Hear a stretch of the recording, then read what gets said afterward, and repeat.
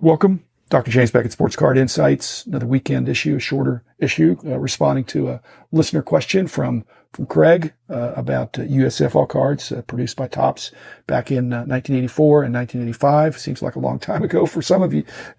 For some people, for me, it seems like it was not that long ago. But and some of the players in those sets are still top of mind and well-established superstars. So his question, well, first, thanks sponsors, Topps, Panini, Upper Deck, Beckett Media, Beckett Grading, Beckett Authentication, ComC.com, Burbank Sports Cards, Mike Stadium Sports Cards, Heritage Auctions, and Huggins & Scott Auctions. I've actually seen the USFL cards. I know they're in card shops. I know that, again, they're produced by Topps. I actually passed on a lot that I saw in Huggins & Scott that was, that included, the USFL cards. And, Craig, for your benefit, the reason I passed on it, you were comparing and contrasting the two different years, the 1984, which was the inaugural, and then the second year in 85. And the lot that I passed on had, I think, more 85s than 84s. There were some complete sets, but it was, as I recall, heavier on 85. And that's the set that you have. And unfortunately, other than the Doug Flutie rookie or XRC, it's not the better set. In fact, the 84 set is quite a bit better. Has at least 4 cards that are very gradable. As a box set, you can, it's a box set, so they probably weren't touched in that sense, but it's from that vintage of Topps cards where quality control was not at the same level that it is now. But you've got a chance to open it up and get a Jim Kelly or a Reggie White or, Steve Young. And there's one other guy. Let's see. Who am I forgetting? Herschel Walker. How could I forget the push-up and sit-up machine? So your question was, is it better to break up a set and sell the cards individually or keep the set together?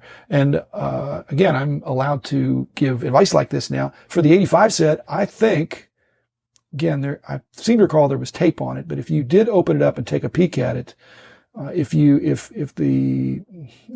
to get 9.5s, then perhaps you still could send in the second year cards of Jim Kelly and Reggie White and the Flutie XRC for the 85s, but it might be just simpler just to sell the set as a whole. Whereas the 84 set, I really think you'd have to, if I were in your shoes, I'd really have to consider open that up and at least pre-grading those cards to see if they have a chance at a high grade, which could really make the difference. So to me, I'd rather have one 84 set than 2 or perhaps even 3 85 sets, because I'd have the flexibility of the grading and the better and higher demand rookie cards. Again, we've talked about the rookie card designation controversy, but the USFL was a very competitive professional league. It didn't make it for more than a couple of years.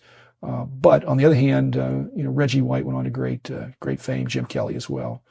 So, Steve Young certainly, and even our friend Herschel Walker. So, sorry, Craig, you've got the set that's not as good as the other one. It's still a good set and still fun to go through and see those logos and teams that are, again, not, it seemed like, again, distant memory. So, keep collecting. I love it when I get the questions. Dr. James Beckett at gmail.com. That's DOCTOR, James Beckett at gmail.com. Send in questions. Good to think about. I hadn't thought about the USFL set for a while, or the 2 sets. And again, very worthy collecting, some good players.